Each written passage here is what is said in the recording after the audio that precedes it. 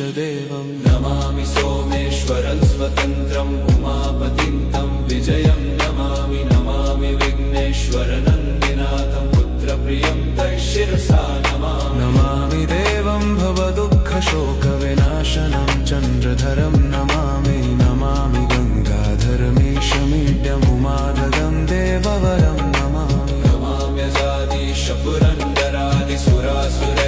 नमाम्यजादिशपुरन्दरादिसुरासुरैरचितपादपद्मं नमामि देवी मुखवादनान इक्षार्थमक्षित्रितयं यैष पञ्चामृतैर्गन्धसुधूपदीपैर्विचित्रपुष्पैर्विधैश्च मन्त्रैः अन्नप्रकारैः सकलोपचारैः